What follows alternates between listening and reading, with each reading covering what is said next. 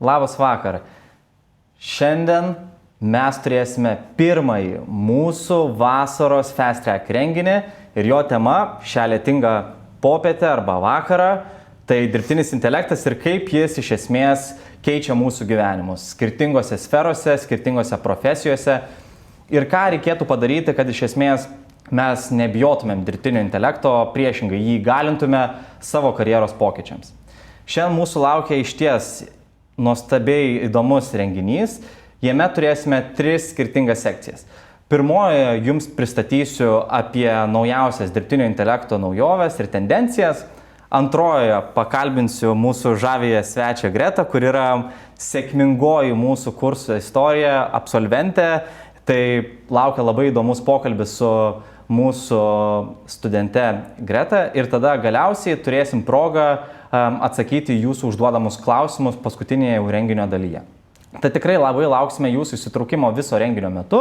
Pagalvokite, kas jums rūpi, kas būtų įdomu ir tikrai nebijokite paklausti to klausimo. O dabar judėkime į prezentaciją apie tai, ką su mumis daro dirbtinis intelektas ir kaip nepamesti savęs šiame nūdienos dirbtinio intelekto pasaulyje. Tai tikriausiai norėčiau pradėti šiandienos renginį tokia in your face, metant į veidą jums tokią antraštę, kad dirbtinis intelektas arba AI jūs angliškai nebėra pasirinkimas. Ką tai reiškia? Kad mes panašiai stovime panašiu metu kaip ir pramonės revoliucijos metais, kai žmonės tie, kurie galvojo, jog vairuos, taip sakant, karietas ir toliau, liko be darbo. Tie, kurie rinkosi vidaus degimo variklį arba automobilį, išliko tie, kurie turėjo darbą. Ir čia yra labai įdomus momentas. Mes visi labai bijom šitų pokyčių. Ne? Ir netgi, kodėl papasakau apie šitą 20-ojo amžiaus pradžios istoriją, čia net ne pramonės revoliucijos, o jau vidaus degimo revoliucijos metas, nes tai labai gerai parodo, kas ir vyksta dabar. Mes labai bijome, kad mes visi būsime pakeisti dirbtinio intelekto.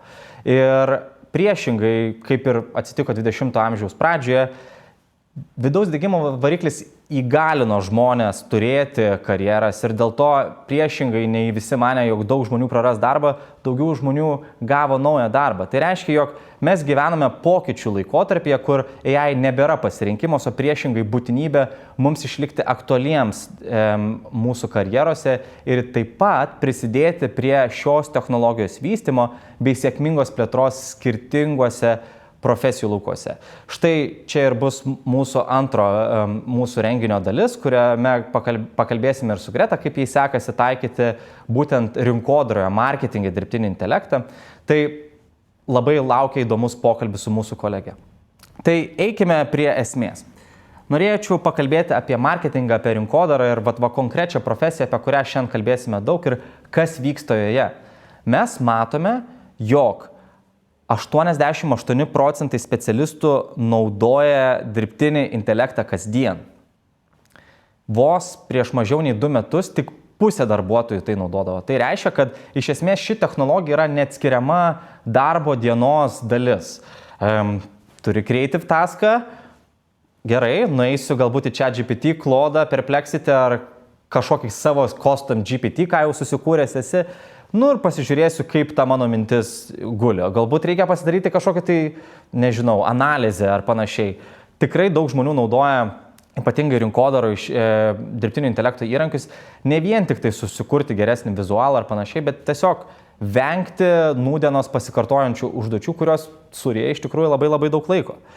Ir mes matome, kad tai yra naudingas dalykas, nes kiekvienas specialistas sutaupo bent 6 valandas per savaitę naudodamas dirbtinio intelekto įrankius. Tai reiškia, kad jeigu mes kalbame apie darbdavio, darbuotojo ryšį arba galbūt net kliento įmonės ryšį, mes turime situaciją, kur visi laimi. Dalykai įvyksta greičiau, darbuotojai turi daugiau laisvo laiko galimai, o klientas gauna tikriausiai tą produktą, kurio reikėtų laukti ilgiau. Tai yra labai naudingas dalykas. Ir dėl šios priežasties iš esmės mes matome, kad dėl sėkmingo taikymo dirbtinio intelekto marketingo srityje vis daugiau specialistų planuoja dirbtinį intelektą ir jos skirtingus pavienius įrankius turinio kūrimui. Ir mes ne vien tik tai kalbame apie tą problematišką galbūt dirbtinio intelekto pusę, galėsim pakalbėti vėliau apie tas vadinamosius AI slopus, tarkim, marketingo srity, nes tikrai, jeigu mes žiūrėtumėm į žemesnės grandies rinkodarinės kompanijas, mes galime pamatyti, kad galbūt ne taip plačiai rezonuojančiose reklaminėse kampanijose mes galime pamatyti ir tikrai labai blogo dirbtinio intelekto turinio, tačiau ką mes matome, kad vis daugiau didžiųjų prekės ženklų nebijo naudoti dirbtinį intelektą ir mes galime imti pavyzdžius netgi Lietuvoje.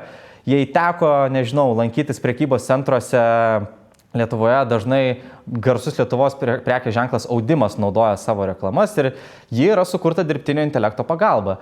Ir paklausite savęs, ar aš atkreipiau tą dėmesį pradžioje ir iš esmės ar buvo kažkoks tai momentas, kur net ir supratau ir pagalvojau, čia yra blogai. Priešingai, tikriausiai vertinot, kad mes jau labai esame arti to taško, kur žmonės dirbdami su dirbtiniu intelektu gali pasiekti labai aukšto lygio rezultatus. Tai iš esmės yra nuostabu konkrečiai šiai sričiai. Ir aišku, mes turime tą momentą, ką kalbėjau ir pradžioje renginio apie 20 amžiaus pradžios lūžį ir vidaus degimo variklių įdiegimą į automobilius. Kad faktas, tai reiškia, kad tam tikrų pozicijų mažėja. Ir mes matom, kad labiausiai junior specialistų mažėja, bet mažėja tų specialistų, kurie negeba naudoti AI įrankių. Ir priešingai, tie žmonės, kurie geba naudoti AI įrankius ir AI metodiką savo darbe, yra tie, kurie išlieka ir yra geidžiamiausi iš tikrųjų ateities darbuotojų įmonėse, kurių įmonėms labai labai reikia. Iš tikrųjų, vakar taip labai įdomiai pasižiūrėjau garsiausių lietuvių prekės ženklų startupų norinčių būti vienaragiais įmonių sąrašus ir darbo skelbimus. Ir iš tikrųjų, vienas iš pavyzdžių, gal kažkam yra tekę susidurti, OBD11. Tai yra tokia įmonė, kuri kuria prietaisą, kuris gali įsijungti į jūsų automobilio kompiuterį ir diagnozuoti galimas problemas. Priešingai, kai praeitie tekdavo važiuoti į kažkokią tai automobilio servisą ar panašiai, tai šita įmonė gali padaryti suteikti šitą paslaugą kiekvienam vartotojui. Parsisiunčiat programėlę, įsikišat čipą ir viską matot. Tai šita įmonė jau labai aktyviai ieško AI specialistų ir AI specialistų, kurie geba dirbti ir marketingė. Tai reiškia, kad mes iš esmės matome, kad tai yra ne vien tik tai mūsų garsieji pasaulio Facebookai ir Google'ai, kurie nori AI darbuotojų. Ne, tai yra čia mūsų šalyje esančios įmonės, kurios dominuoja rinką ir kurios mato, kad reikia iš esmės draugauti su dirbtiniu intelektu.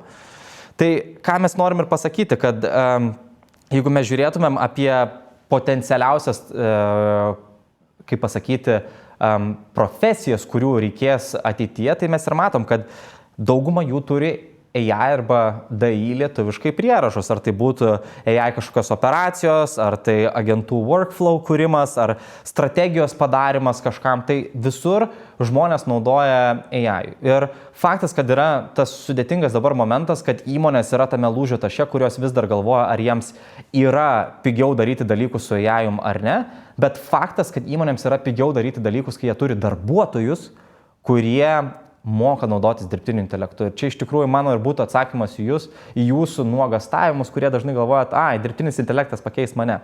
Ne. Tai ir parodė iš tikrųjų viena paskutiniųjų studijų, kuri pasakė, kad šiai dienai įmoniai pilnai pakeisti dirbtinį intelektą darbuotojus yra brangiau nei turėti darbuotojus įmoniai, ką reiškia, kad įmonė būdama, nežinau, galbūt pelno siekianti organizacija, tikėkime, taip, jinai sieks optimizuoti savo kaštus ir todėl dar tikrai negreitoje ateityje ir žinant visų data centrų judėjimą, žmonės, tie, kurie įgalins save naudoti dirbtinį intelektą, bus tie, kurie iš esmės ir gebės tai sėkmingai padaryti, tai būti aktualiai savo profesijoje.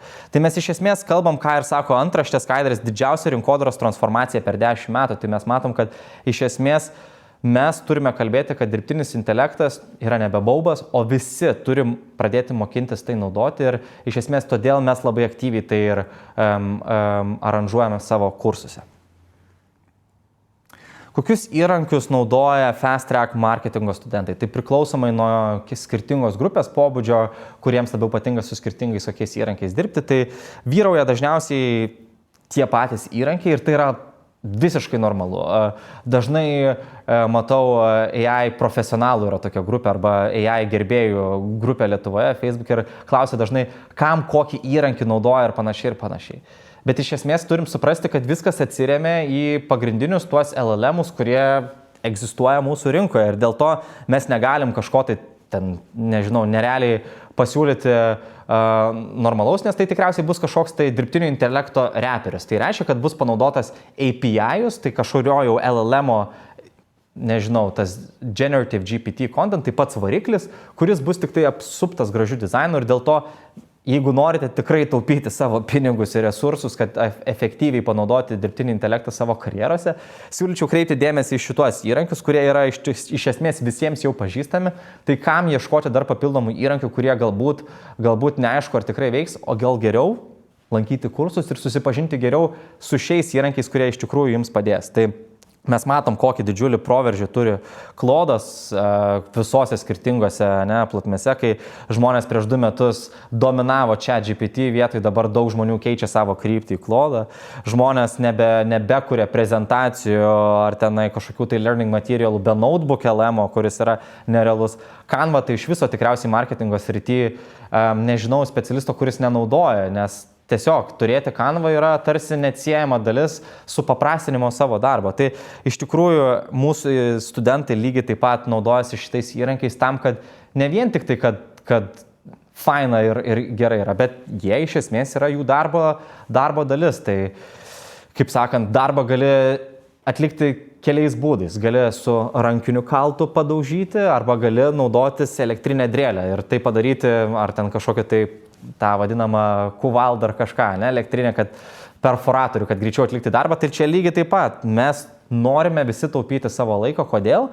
Nes mūsų laikas yra pats brangiausias resursas, kurį turime ir kartais norime sutaupyti laiko vienur, kad turėtumėm to laiko kitur ir pakalbėsime su Greta, kaip jai sekėsi tą laiką valdyti irgi antroje renginio dalyje, nes iš tikrųjų reikia pasiryžti, norint suprasti, kaip veikia AI, mokytis. Ir mokymasis su dirbtiniu intelektu yra neatsiejamas, norint būti aktualiam. Taip pat norim suprasti, kad įsigalinus save naudoti skirtingais įrankiais, mes iš esmės pereiname į pažangiausią kol kas, mano nuomonė, AI taikymo fazę, tai yra agento asistento kūrimas. Ir labai įdomu, kaip prieš metus laiko, kalbindamas vieną iš mūsų pokalbio dalyvių, Vykintą Klonelį, mes apie AI agentus kalbėjom tik tai pusę žodžio, kaip kažkokią tai naujovę.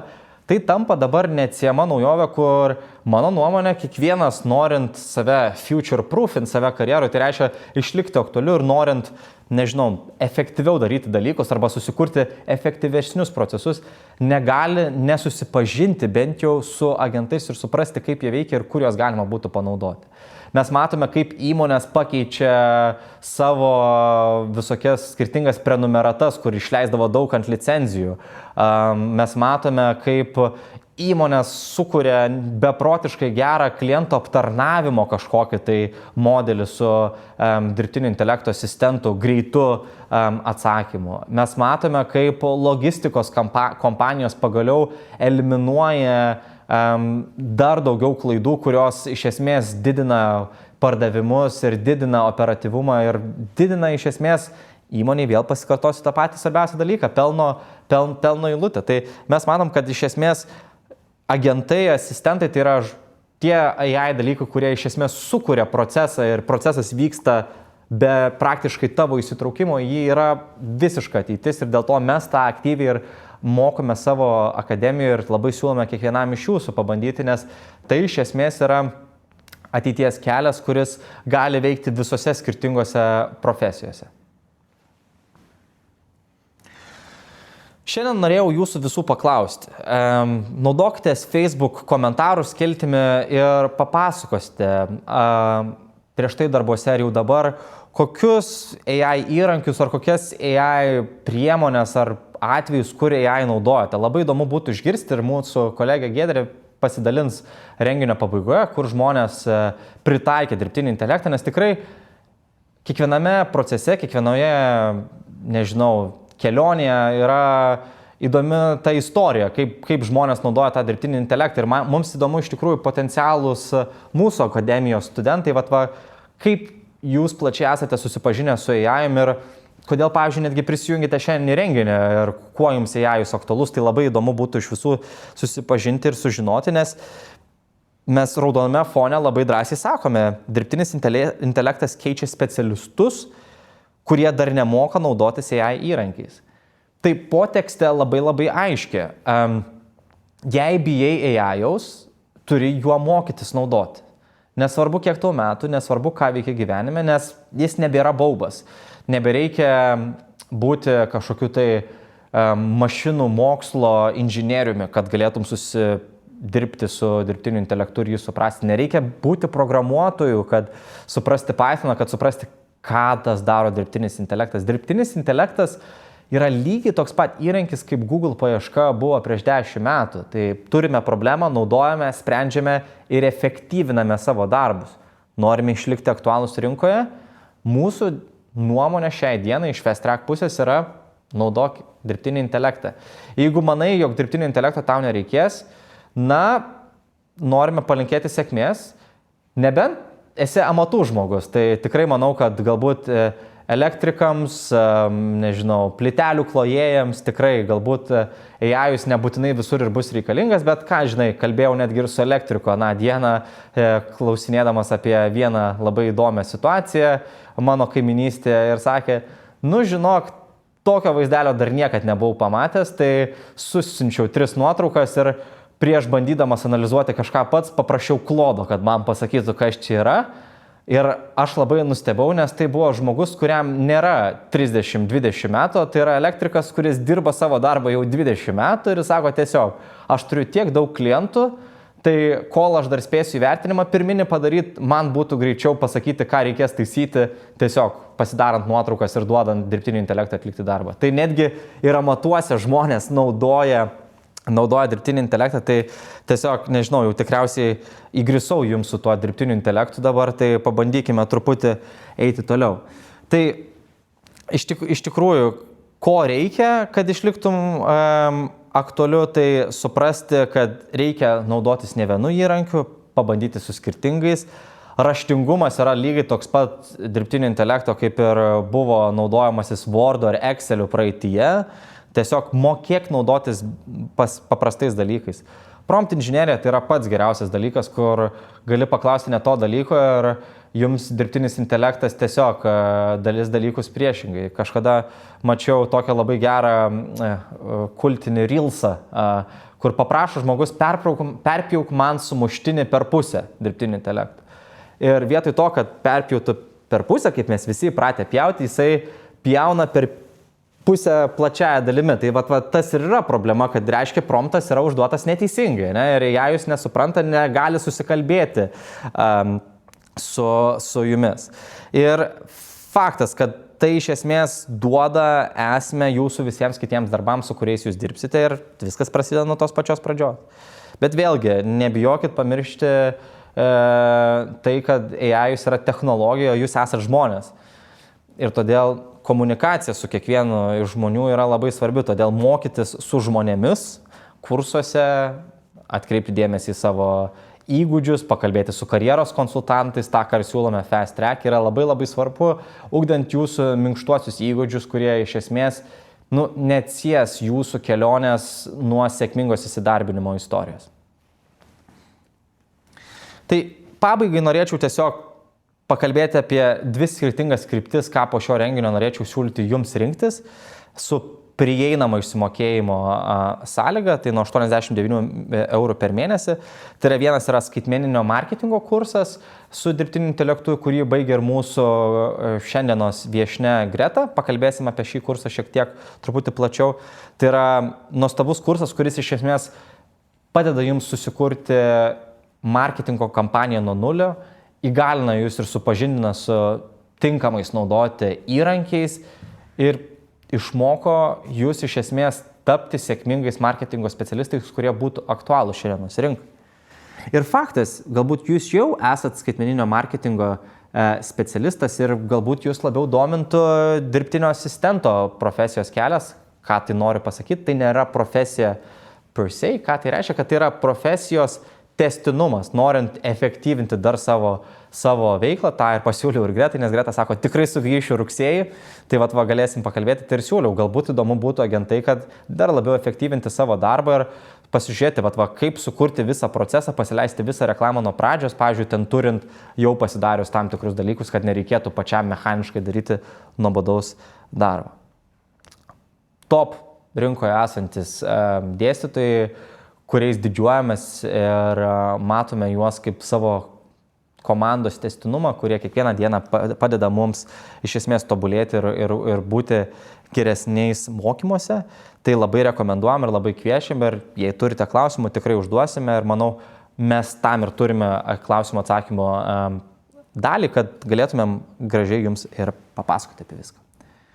Tai vėlgi pamatysite, pakalbėsime apie skirtingus dalykus. Tai čia trumpa reziumė, ką mes matome, ką mes turime. Tai lanksčios išsimokėjimo galimybės, patogus laikas mokytis, be perstojo turimas ryšys su koordinatoriais, su dėstytojais ir taip pat kurso pabaigoje ir karjeros konsultanto pagalba. Tai tikrai labai siūlome šiandien rinktis vieną iš dviejų dirbtinio intelekto kelią, tam, kad būtumėt aktualūs, tam, kad galėtumėt pritaikyti save bet kurioje profesijoje. Jeigu esate marketingo specialistas, rinkite skaitmeninio marketingo. Jeigu norite būti marketingo specialistas, siūlau rinktis marketingo kelią. Jeigu norite, ar esate jau marketingo specialistas, ar dirbate bet kurioje kitoje srityje, buhalteris, teisininkas, inžinierius, projektų vadovas ar panašiai, rinkitės agentus, nes realiai pas mus šitame kurse mokosi visi nuo inžinierių, nuo projektų vadovų, nuo HR rolėse dirbančių asmenų tam, kad tiesiog galėtų efektyviau dirbti savo darbą. Tai ta galbūt ne pati įdomiausia mūsų renginio dalis, kuri juda jau į pabaigą ir pasiūlysiu jums dabar pradėti uždavinėti klausimus komentarų skiltyje. Na ir norėčiau pakalbinti toliau mūsų kurso absolventę Gretą, kuri yra be galo sėkminga, nuotaikinga mūsų sėkmės istorija. Su Greta visą laiką labai įdomu kalbėtis. Marketingo visas mūsų departamentas tiesiog nuostabiai bendrauja su Greta, o šiandien jie jau pakalbės, kokia marketingo specialistė ji yra naujose batose baigus Fast Track kursus. Tai ir norėčiau pasikalbėti trumpam su Greta. Tai Greta, labas vakaras. Sveiki, Kristijonai. Ačiū labai, kad prisijungiai. Ačiū, kad pakvietėt. Ar jaudinėsi kažkiek? Trupučiuką. Labai gerai, reiškia, mes visi turime jausmus ir pakalbėkime apie tuos galbūt jausmus. Vat koks jausmas tave palydėjo į šiuos kursus? Kaip nusprendei keisti karjerą? Gal galėtum papasakoti, ką veikiai prieš tai ir kodėl marketingo kryptis galbūt? Aš iš esmės visą gyvenimą buvau labai kūrybiška. Dirbdama pardavimuose supratau, kad tai visiškai nėra mano sritis. Prieš tai dirbau reklamos projektų vadovė radijo įmonėje. Ir vieną dieną tiesiog būdama darbe supratau, kad ne mano sritis. Nes širdis nedainuoja, reikia pokyčių. Ir tada tuo metu išėjau iš tos įmonės ir supratau, kad reikia rinktis jūsų Fast Track mokymo kursus. O kodėl marketingas ir dirbtinis intelektas, nes visus metus iš tiesų svajojau apie marketingą, siekiau to ir manifestavau ir primanifestavau ir pagaliau man pavyko pasiekti šitą būtent sritį ir pasirinkti marketingą su dirbtiniu intelektu. Tai dirbtinis intelektas yra visiškai game changeris, tikrai palengvina darbo kasdienybę. Vietoje 8 darbo valandų, dabar aš dirbu 3 arba 4, operatyviai kuriu dizainus, nes aš šiuo metu dirbu su prekiniu ženklu Full Day Food. Tai esu prekės ženklo ir turinio strategė bei grafikos dizainerė. Tai dirbtinis intelektas man tikrai palengvina kasdienybę. Tai nuostabu, tai matau 3 etapus. Darbas, kuris šiek tiek netenkino, čia lengvai taip išsireikščiau, mažai druskos dėsiu, tada kursai, kurie iš esmės įgalino. Ir 3 nuostabi karjera, augančiame prekės ženkle. Tai pakalbėkime apie tą antrą etapą. kaip sekėsi pačiuose mokymuose, ar sunku buvo, kokių savybių reikėjo, kaip prisivertėjai, nes mokytis kiekvienas skirtingai mato, kai kurie jau galbūt, pati jau dirbai, ne? Pasižiūri tai, bet nežinau, ar aš čia galiu mokytis ir panašiai, gal galėtum plačiau papasakoti apie savo tą patirtį, galbūt kas labiausiai padėjo, ar buvo iš Fast Tracko žmonių, kurie tave tikrai užmotyvavo ir panašiai. Gal galėtum apie šitą dalį papasakoti plačiau? Taip, tai iš esmės pati sekiau to kelio, rinkausi tarp dviejų mokymosi įstaigų, Code Academy ir Fast Tracko. Bet aš visą laiką sakau, kad reikia labai įsiklausyti save ir girdėti, ką tau sako kūnas, nes ir nuojauta mane atvedė būtent į Fast Tracką, tai ačiū dar kartelį jums. Super. O šiaip buvo mokytis gan informatyvu, nes ir dėstytojai daug informacijos išsamios pateikdavo. Mes turėjom labai daug ir praktinių dalių. Tarkim, praeinam teoriją ir jau sekančią dieną su kolegomis susijungiam ir darom praktinės užduotis. Tai tiesiog buvo labai daug informacijos ir be viso šito tą informaciją labai svarbu sugerti, pasiimti ir panaudoti praktikoje. O tai tada papasakok, tai vis tiek mokysi ilgesnį laiko tarpą, nes mokysi vakarais minėjai, ne? Ir kaip ta tavo kelionė prasidėjo, ar tave dėstytojai kažkuo įkvėpė, ar kažkoks tai modulis, kad tu sakai, gerai, viskas, aš galiu būti marketingo specialistė ir einu ieškotis darbo, ne šiaip dėl to, kad baigiau kursus ir reikia, ar buvo kažkoks tas kristalizuojantis momentas? Tai buvo. Labai įkvėpė Rūta Bernotė, tai didelį ačiū sakau jai.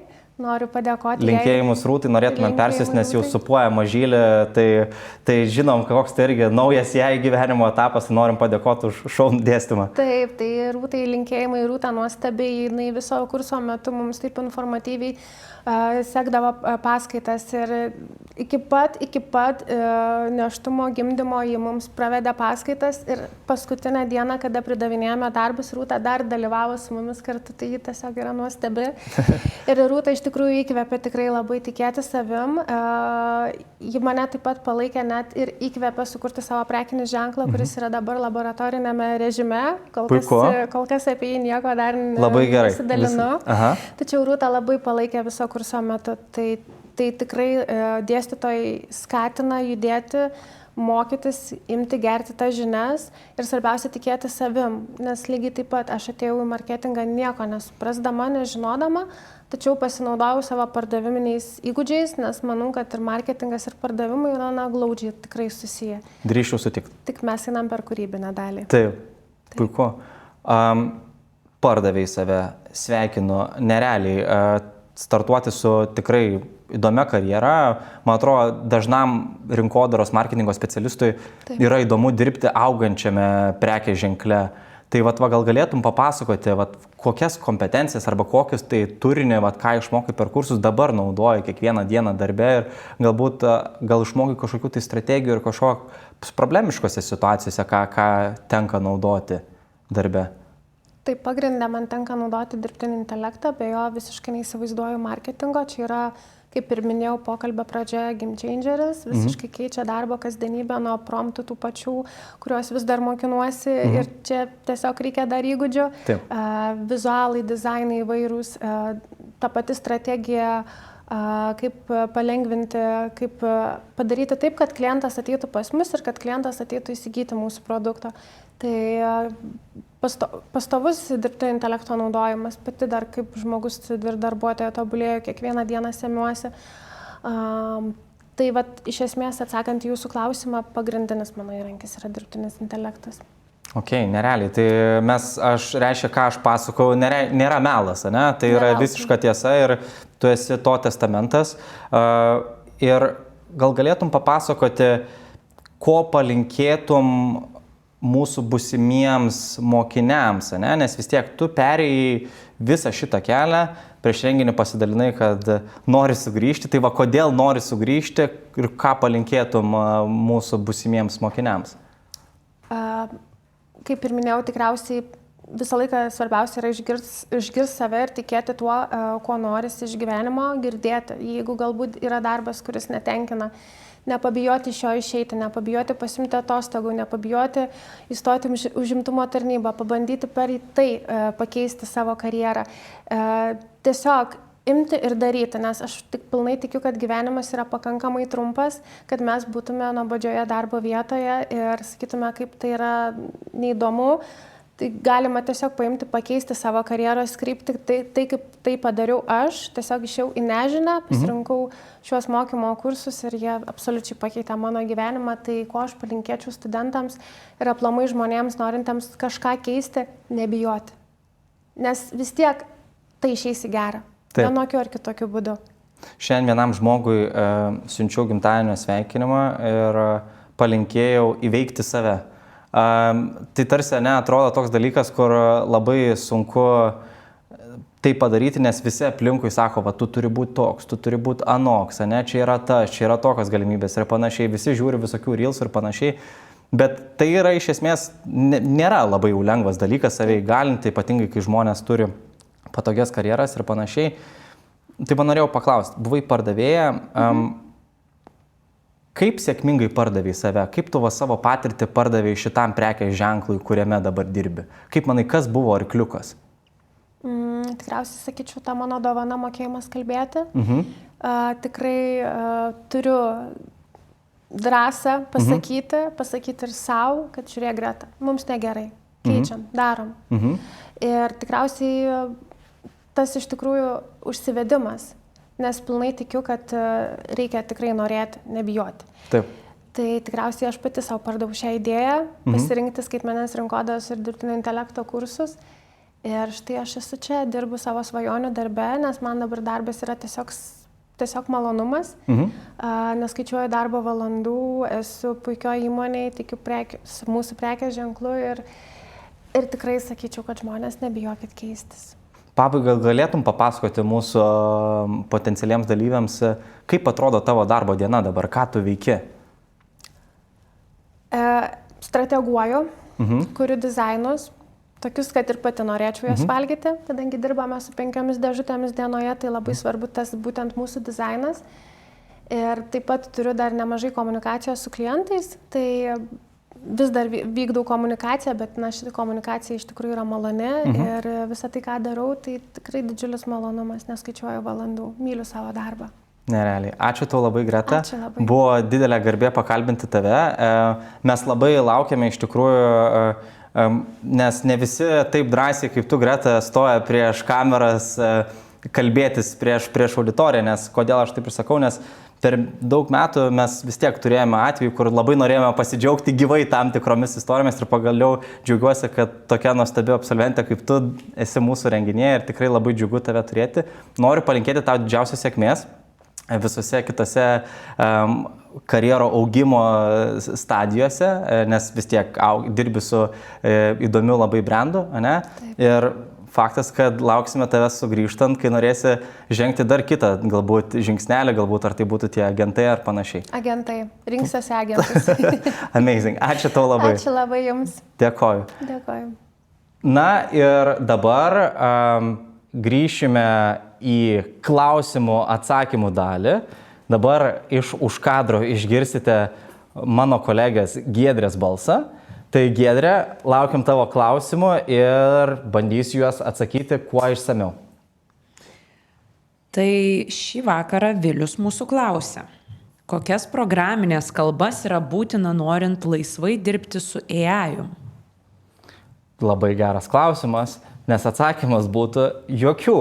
Nes laisvai dirbti su AI-umi, kai mes turime Claude'ą, kuris yra puikiai pats tvarko Python dalykus ir jums iš esmės nebereikia skriptinti, tai mano atsakymas yra, jokios nereikia mokėti programavimo kalbos. Skirtingai nei tai buvo prieš 3 metus, sakyčiau. Jeigu norėjai tikrai, kad gauti gerą rezultatą iš ChatGPT, galbūt reikėjo lysti į smegenis ir patvarkyti Python kodą, kad turėti geresnius rezultatus. Tai manau, Claude Code ir apskritai Claude'as tai yra tiesiog lyderiaujantis toolsas, kurį naudojant jums net nereikės apie šitą klausimą galvoti. Taip pat Paulius klausia, kaip automatizuoti pardavimus, marketingo ir kitas verslo dalis ir kaip dar efektyviai pasigerinti esamą darbą. Labai geras klausimas.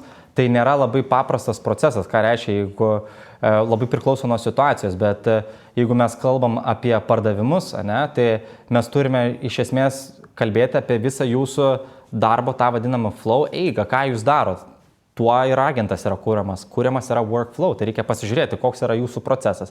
Kaip jūs naudojate CRM, tą vadinamą klientų aptarnavimo sistemą, kur jūs vedate savo visus leadsus, juos žiūrite, vertinate ir panašiai. Kokioje jūs sferoje esate, ar jūs pardavinėjat B2B verslams, ar jūs pardavinėjat B2C, ar jūs pardavinėjat, reiškia, individualiems klientams, tai labai viskas priklauso. Visas procesas turėtų atrodyti iš esmės taip. Identifikuoji, kur tu esi, kokioj rinkoj esi, kokias priemonės jau dabar naudoji darbe ir nuo to prasideda žiūrėjimas, kaip tu jas gali apjungti. Ar tu naudoji tradicinį automatizacijos kelią galbūt su Zapier, ar tu eini per N8N ir darai naują workflow, galbūt tu pasiemi pradžiai kūrybiškumo strategijos dalį su, nežinau, Claude, ChatGPT, Perplexity, Gemini, whatever. Ir tada judi, ar tu kaip tik priešingai nori pradžią pasidaryti bazę, susigeneruoti leadsą, pasiskambinti pats. Tai čia labai sudėtingas klausimas, nes kiekvienas workflow yra individualus ir tuo yra iš tikrųjų mūsų nuostabus kursas agentų. Kodėl? Nes per 80 akademinių valandų jūs mokysitės teoriją, kaip daryti tą procesą. Ir visa esmė šio kurso ir yra, kad pabaigoje kiekvienas iš jūsų kursitės savo profesijoje veikianti agentą. Tai yra pats reikšmingiausias dalykas, kad jūs po šito kurso iš esmės pasidarysit tą workflow, ko jums reikės. Tarkim, matot, kad per mažai konvertuojasi klientų.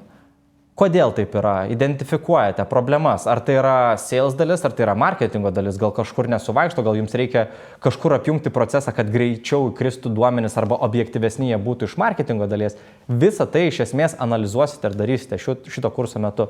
Labai geras klausimas, labai kompleksiškas klausimas ir labai sunku jį atsakyti taip tiesiog vienu sakiniu, nes jame yra labai daug skirtingų dedamųjų, kurias reikia atkreipti dėmesį. Bet ačiū už tikrai svarbią dalį. O Kristijonai, papildomą klausimą aš užduosiu, kuris galbūt irgi bus aktualus žmonėm. Tai nuo ko pradėti, į kokį kursą Fast Track ateiti, jeigu galbūt naudoju tik ChatGPT, bet norėčiau savo profesijoje daugiau galbūt įvairesnių įrankių naudoti, į kokį kursą ateiti ir ką ten galima išmokti? Supratau. Tai yra irgi klausimas, į kurį atsakysiu per dvi prizmes. Reikia jums įsivertinti, ką jūs norite padaryti. Jūs norite įgyti profesiją ar norite patobulinti kompetenciją. Nuo to iš esmės ir kalbant su mūsų klientų aptarnavimo specialistais, Viliumi ir Augustinu, linkėjimai jiems, tai jūs iš esmės identifikuosite pirmą šitą problemą. Ką jūs norite padaryti? Ar bus Gretos mūsų nuostabios absolventės modelis, kur jinai keičia karjerą, tai reiškia, jūs norite įgyti profesiją ir tokiu atveju jums nesiūlyčiau kažkokių tai nuo ChatGPT kažkokių pradmenų. O jeigu, kaip Giedrė pasakė konkrečiai, moku promptinti tik su ChatGPT, bet noriu ChatGPT naudoti ar ten kitus įrankius geriau, yra galimybė produktyvumo įrankiuose būti, ilgose, trumpose, priklausomai kiek turite laiko. Ir be abejo agentai. Agentai būtų kitas nuostabus žingsnis, kuriuo iš esmės pasiektumėt. Bet vėlgi, agentai nėra kursas, kuriame jūs turite mokėti viską apie ją iš anksto. Jūs dėl to reisite per viską iš esmės AI-uje, kad sugebėtumėte tos agentus subildinti. Nes visų skirtingų žmonių, kai mes kalbėjome apie tą AI literacy, raštingumą, yra skirtingas pa žmonės dirbtinio intelekto raštingumas, tai reiškia, kad reikia padirbėti ties sulyginimu ir dėl to agentų kurse tai mes amortizuojame su savo nuostabiu dėstytoju Davidu Koncu. Taip, tai kitas klausimas yra Vytenio. Kiek stipriai AI keičia darbą su Google Ads, Meta Ads ir SEO? Kiek stipriai sumažina darbą ir darbo kiekį? Geras klausimas, nes čia yra, kaip pasakyti, toks įdomus kampas. Yra tekę man bendrauti su skirtingais specialistais šitoje sferoje. Yra vieni, kurie labai konservatyviai nieko nenaudoja ir toliau dirba ir Tiesiog ką jie daro, tai jie tikriausiai ima rekomendacijos Google ar tenai Facebook, kurios automatiškai yra sugeneruojamos, tai tarsi ir sakysim, kad AI nuo jų nepabėga. Yra priešingai kitų, kurie vykdo transformaciją savo veikloje. Tarkim, paimkime tą patį SEO, ane? Tai SEO sritis, kam neaišku, tai yra iš esmės tikslas užtikrinti, kad įvedus jūsų prekės ženklą ar kažkokį ieškomą dalyką, ką jūs norite pardavinėti ar siūlyti į Google paiešką, kad jūs būtume pirmame lape ir kuo aukščiau paieškos. Ane? Iš karto po visų reklamų. Bet problema yra, kad jeigu mes vertintumėm, koks yra iš esmės interneto srautas šiais laikais, labai įdomią statistiką išgirdau praeitais metais, kad ChatGPT praeitais metais, ar užpraeitais, net bijau klysti, aplenkė pornografijos websaitus dėl apskritai, kiek žmonių eina į juos žiūrėti informacijos. Tai čia įdomų faktą pasakiau, bet tai parodo, kad žmonės ieško dalykų nebe per Google vien, o per ChatGPT, per Claude, per Perplexity ir panašiai. Ką tai reiškia, kad žmonės iš esmės norėdami nusipirkti prekę, norėdami nusipirkti kursus, norėdami nusipirkti, nežinau, kažką, jie konsultuojasi vis dažniau su dirbtiniu intelektu. Ir SEO specialistas turi dabar padaryti tai, kad jo visos metodikos, keliami straipsniai ir panašiai atsispindėtų ne vien tik tai Google, bet ir dirbtinio intelekto skirtingose generatyvinio chato laukuose. Tai labai svarbu tai padaryti. Dėl pačių adsų ir Facebooko ir Google plačiai atsakysiu, kad yra įrankiai, kurie yra kuriami specialiai šitiems dviems produktams.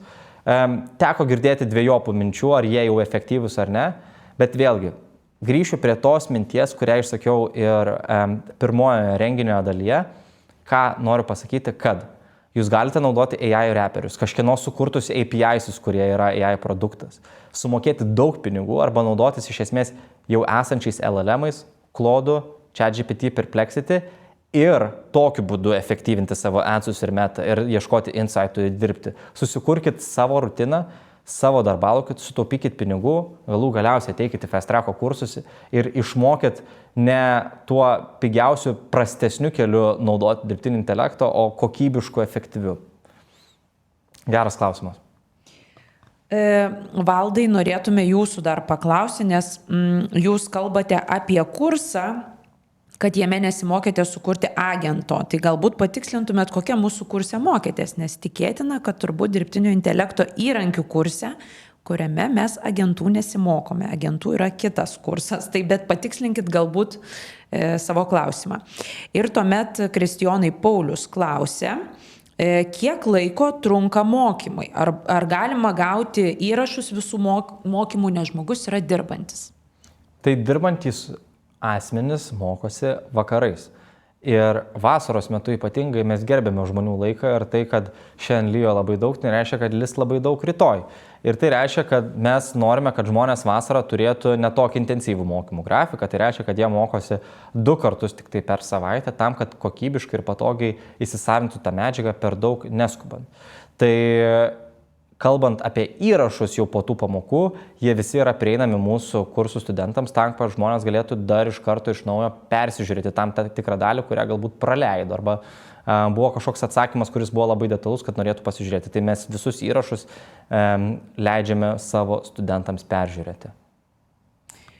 Ir tuomet paskutinis klausimas buvo Gretai, tai kokius AI įrankius ji naudoja ir ar jai tenka darbe kurti AI agentus, tai Greta man atsakė, kad ji naudoja Canva, ji taip pat naudoja Gemini, bet darbe agentų dar nekuria, bet minėjo, kad yra susidomėjus šitų kursų, tai čia yra mūsų atskiri, agentų kūrimo kursas yra atskiras. Tai ir taip pat tuo pačiu dar norėčiau paklausti, ar kažkas turėtumėt paskutinį klausimą, nes panašu, kad į visus atsakėm. Tai dar paskutinė minutė jums ir galimybė užduoti paskutinį klausimą.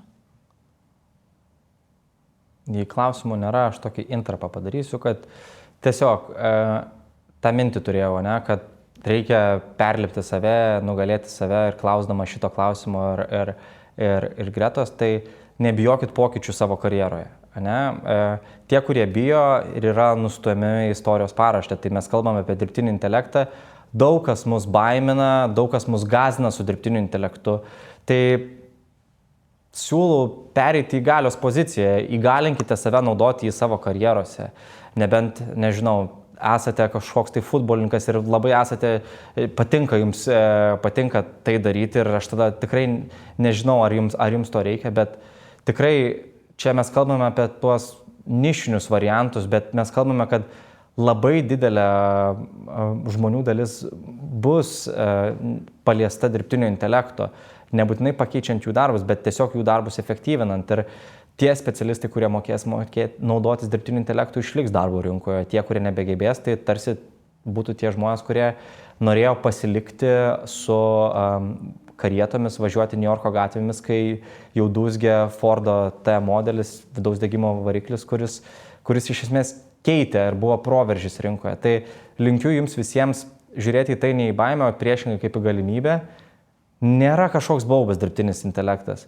Aš net jeigu tikriausiai nebūčiau tiek daug įkvėpimo gavęs iš savo studentų, pats gal būčiau labiau bijojęs, bet matant tiek daug gerų istorijų, pats lygiai taip pat domiuosi, ką mokome, pats prisidedu prie turinio kūrimo kursams, dirbu labai aktyviai pats su dirbtinio intelekto panaudojimu tam, kad kiekvieną dieną būčiau efektyvesnis, geresnis savo darbe, tam, kad iš esmės galėčiau, sako, kaip popiežius,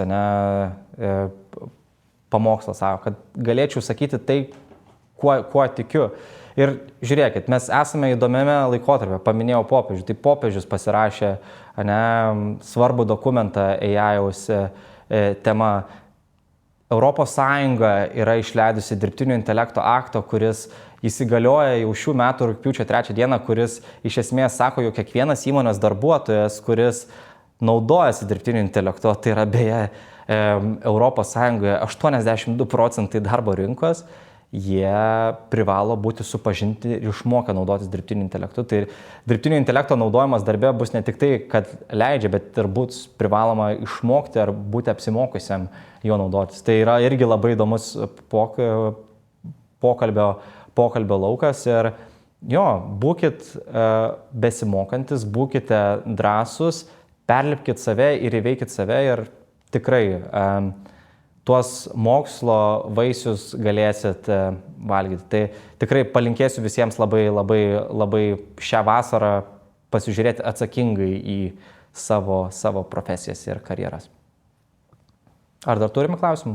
Jei ne, noriu padėkoti visiems. Ačiū, kad prisijungėte. Buvo išties labai smagu su jumis visais bendrauti klausimų skiltyje. Taip pat kalbinti mūsų nuostabiąją absolventę Gretą bei pristatyti produktus, kuriais 100% tikime ir siūlome kiekvieną dieną savo potencialiems klientams. Išlikite naivus tuo, kad galite būti geresni ir bandykite būti geresni, o visą kitą mes mūsų rankose pasirūpinsime, kad tai būtų jūsų sėkmingos karjeros ateitis. Ačiū. Iki kitų kartų.